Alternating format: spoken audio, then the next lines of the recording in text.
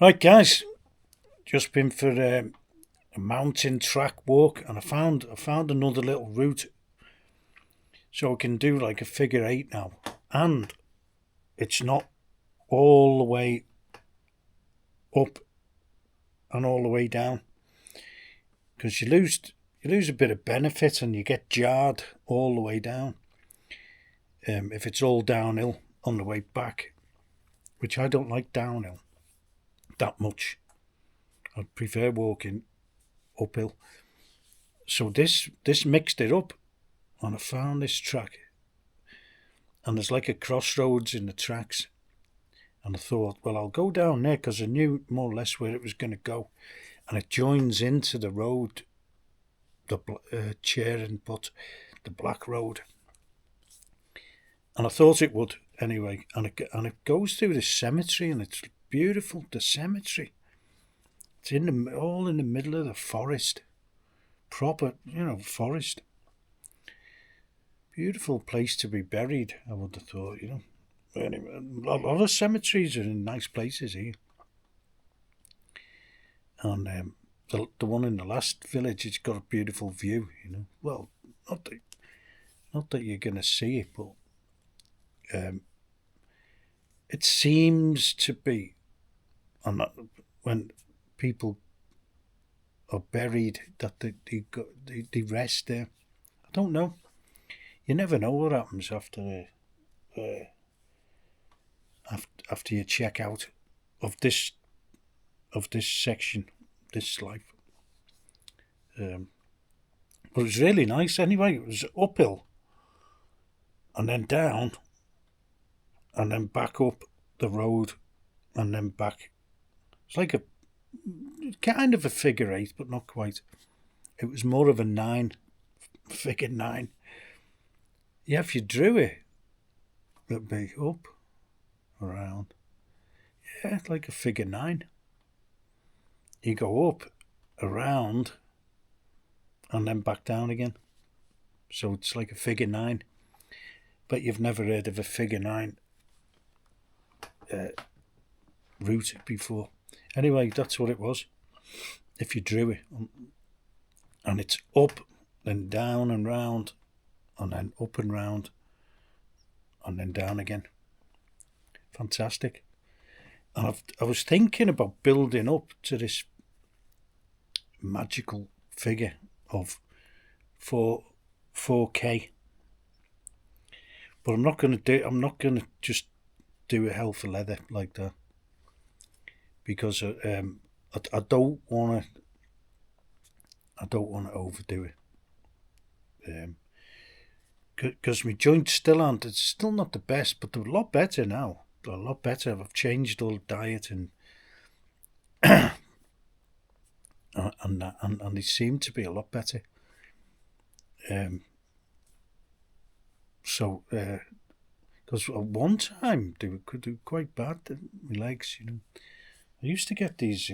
I couldn't walk for weeks. Now, no, it doesn't happen. The last little bout I had like that was in hospital, because it turns your body acidic, all the antibiotics, and I didn't eat it. And if you're getting turned acidic with, and I couldn't get hold of anything, to alkalize my body, because that's important to keep it alkaline, and it works for me. It does anyway, because I don't get these joint pains, attacks, severe attacks. Now, whether it's gout or oxalates, I cut out all the oxalates, and there's three factors which, if you study them, there's gout, there's lectins, and there's oxalates, and these are when plants are trying to hurt you.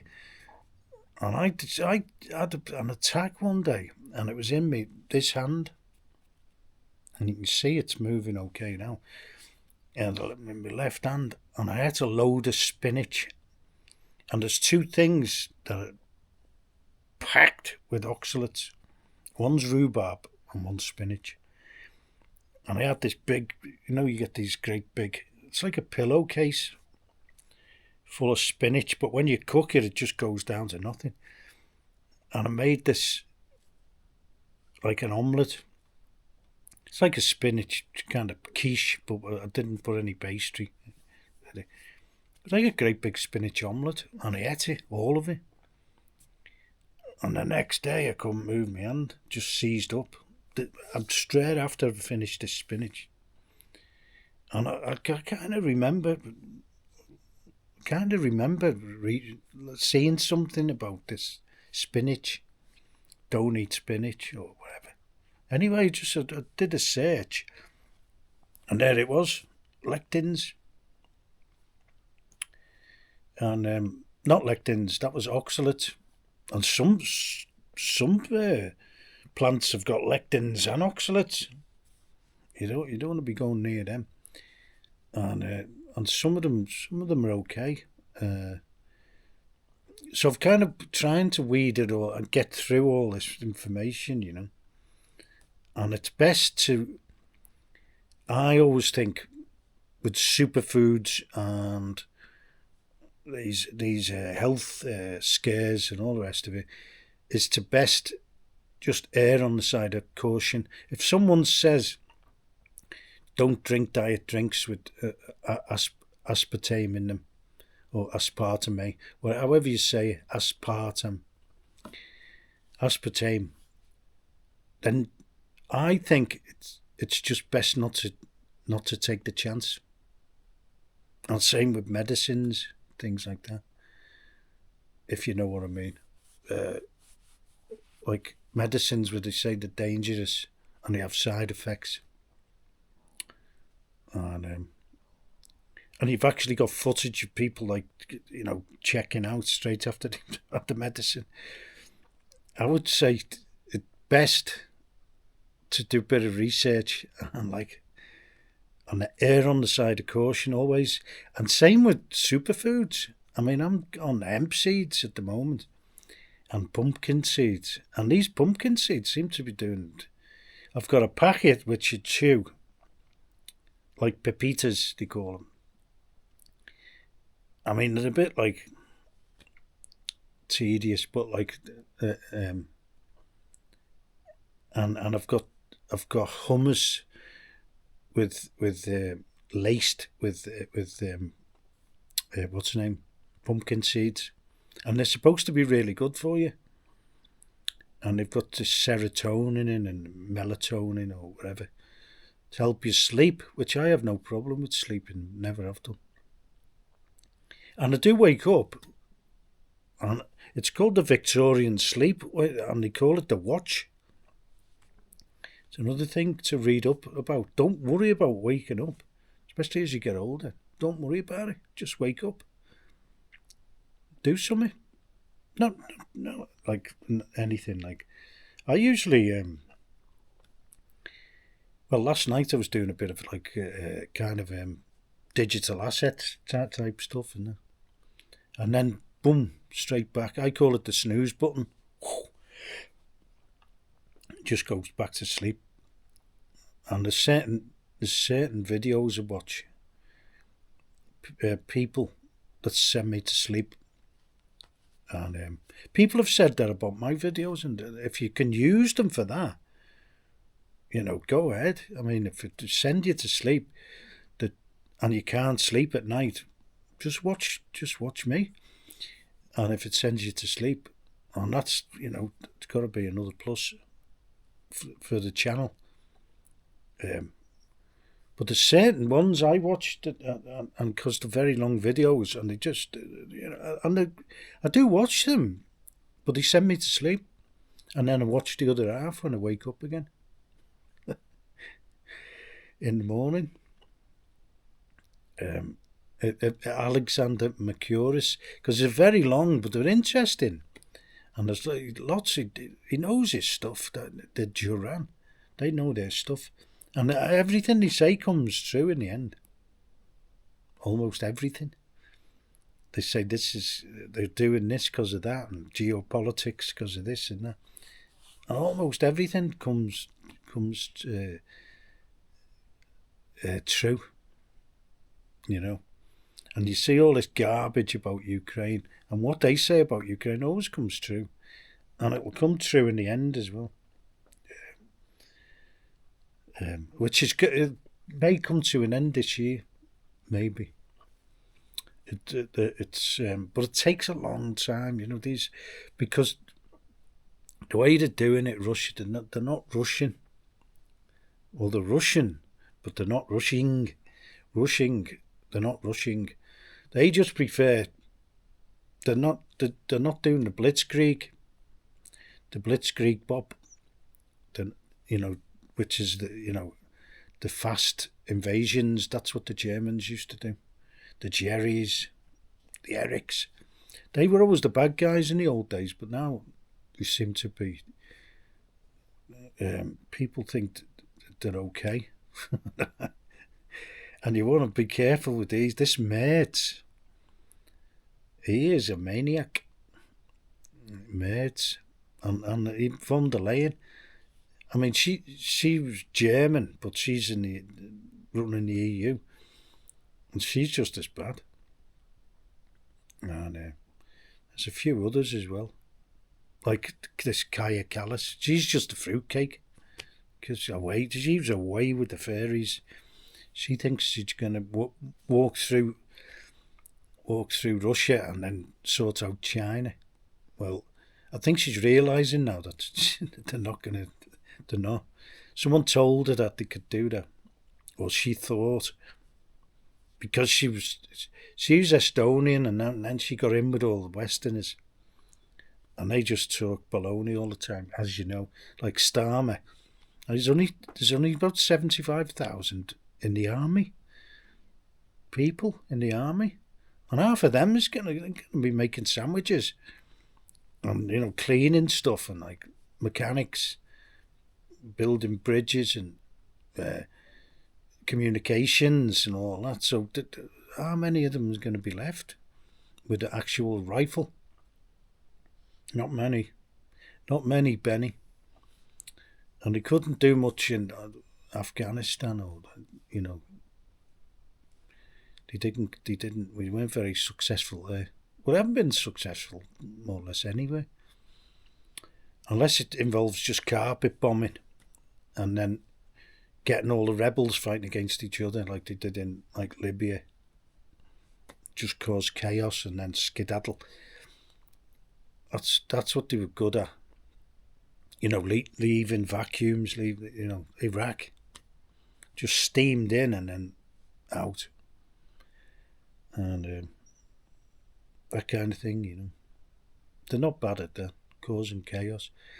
And they do it like them, the French, and it's normally against people who haven't got, like, the means to fight back. Anyway. So yeah, they're walking. So I've decided now I'm not going to build up to these, big numbers, because you can start, like, going too far, I could do it when I was younger. I used to do all sorts of things like that. Used to, run marathons, and then cycling. Next minute I was doing a C-to-C cycling, and, I just used to push it to the limit, like that, and like the mountain. I didn't do rock climbing and stuff. I never do dangerous sports like that. A lot of people get killed. Most of the rock climbers get killed. They do it till they're too old, and then they fall off the rocks. And a lot of them kill themselves in the end. And so yeah, mountain walking, and I think I went too far with that. That was in my 40s. But the cycling, it's very difficult to go too far with the cycling, because there's no impact. It's just, you can go a long way. I used to do like 50 miles on a day, sometimes after work. I've done 50 miles after work. When you get them odd days where you feel invincible. It was about 45 miles. I used to do that mainly on a Sunday. I used to go out, way out to like almost Knutsford, from Liverpool through through the fields and that by the Runcorn Bridge, and then there's a great big path along this canal, which is disused, some of it, and some of it isn't. There's different branches of the canals anyway. Right out through Warrington, and then even been over the M6, Knutsford, near the services, and then back. I used to do that on a Sunday, and the canals are good.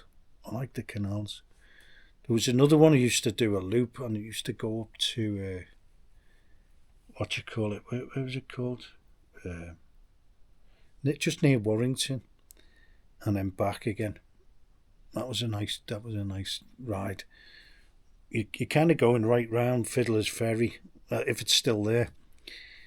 I believe they've blown them all the power stations up, so Fiddler's Ferry might not be there anymore. I don't know. So that's where I used to go, round there, and there was some good circuits, and then every night on a normal day, when just routine, I used to go right the way down the River Mersey, down the promenade. You can get from Garston, where I lived at that time, right the way down to the pier head, the live buildings, and you can just carry on. I used to go up to Crosby. There's a busy stretch of road there, and you go over the flyover. It's a bit like, could be a bit dangerous, shall we say. But like, there was only a short section, and then you're on Crosby Promenade. Beautiful there. Crosby. And I've still got some stuff here from Crosby, driftwood, which has followed me all my journey through. And I like they used to have a load of bricks there that were polished up by the sea, the tides, and I got a few of them. Still got one of them. And you just remembered that was from, I went cycling. I just picked it up. Just picked them up and put them in the saddlebags. And that's the kind of thing I do here as well. I've got rocks from all over the Balkans and driftwood. Free souvenirs, and he sticks with you as well, because I can remember exactly where I got most of the stuff from. Anyway, that's the type of thing I do. Just not normal, and people have said to me in the past, "Well, you're not normal," and I think they're right. I think they're dead right. It's not a normal life, really. What I do, even I'm walking in the middle of the mountains in Bulgaria. Not many people do that. Most people go into like the local park and then, farm foods on the way home, things like that. Iceland, and it's one thing I used to go to Iceland for in the old days when I was on the low carb diet. First one, Coors Light. You couldn't get it in many places, but they always had it. Coors Light. It's nice beer as well. And for some reason, it's random in Iceland. And I used to have, actually, on occasion, I used to get lamb chops from there, frozen lamb chops. And they weren't bad. They weren't great, but they weren't bad. I think the best lamb chops were from Morrison's, who are laying loads of people off at the moment. Morrison's, which was that was another slightly off the wall shop where it was very, very good for some things. The bread section was good, but I don't eat bread anymore. And the fish in certain branches, some of them weren't so good, and some of them had a great fish counter. There was one up in where was it? Just north of Liverpool. They had a good fish section, and I found all the supermarkets. I used to go to various ones. I mean, the one up there by Ormskirk. If you're ever around Ormskirk, go to Booths. Find it, Booths, and there's one in Garstang, and there's one in Lancaster, Galgate. Booths, absolute. Well, it's a shopping experience. Booths, it's like Waitrose in a way, but like I think it's a lot better than Waitrose. And it wasn't cheap, but it wasn't really, really expensive. And I used to like M&S as well. Some of the Marks and Spencers, they just do almost exclusively ready stuff. And I used to live right next door to one in a place called Broughty Ferry in Scotland. And I used to go there, and if you do the mix and match, they used to do these meal deals and offers on Sundays. And I used to mix and match and get the most expensive 3-part. And sometimes they included a bottle of wine. You go and see how much the bottle of wine was. I used to go and see how much it was, like a £7 bottle of wine. And you're getting a meal deal for the price of the bottle of wine. So I'd buy like 3 meal deals. And it'd do me for the whole week almost. You know, I wouldn't eat like the 3 courses. They didn't always have wine. And it was only occasionally they had the wine. But like you get 3 courses. And you could do it, so you could. Some of them were like a savoury, because I don't like really sweet things, you know. And they had like, sometimes they had mini cheese boards and stuff like that, or a couple of cheeses or savoury, for the desserts and things like that. And yeah, if you did it. And same with the Tesco meal deal. You can get I always used to get the breakfast sandwiches. You get 3 sandwiches, and as opposed to like an egg and cress sandwich, and they were both the main in the meal deal, and you're getting a lot more bang for your buck with the 3 sandwich pack. I always used to get them 3 sandwich pack.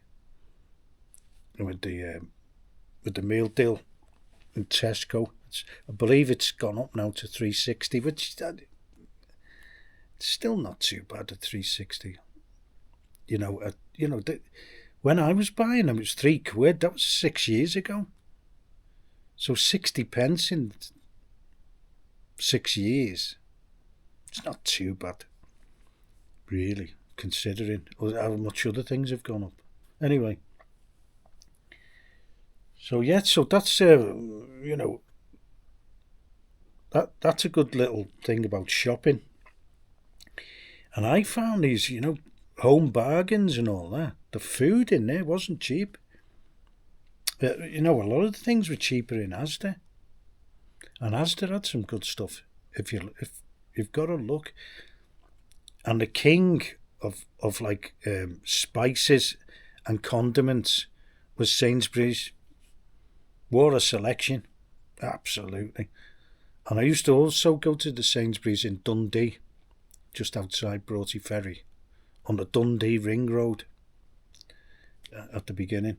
And that's the spices they had there. And, all these posh, like, balsamic vinegars and all that. I like the bottles and I like the little tins.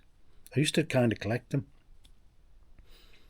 And I used to like all that stuff. Like the little tin of paprika you get, the Spanish one. What's it called? And I used to get the smoked one and the normal one. You get them here. You can get it here. And the little tins of like Coleman's mustard and things like that. I like all the little tins. I've got some here actually. I collected tins of for the olive oil in them because I think they look nice. You know? And some little bottles in there of balsamic, very nice, very nice. You know?